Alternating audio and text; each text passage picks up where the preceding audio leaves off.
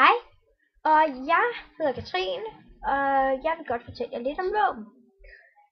Vi har vores våbenstudie her. Det er Simon, han sidder, eller det er vores kontor.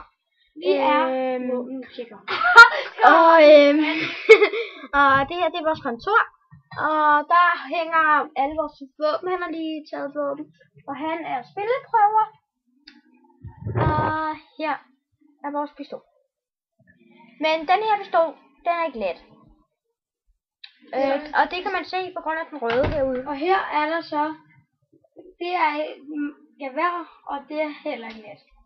Nej. Det er også ret godt. Og så den her, jeg kan godt prøve at skyde med den, men den er ikke let. Det var let.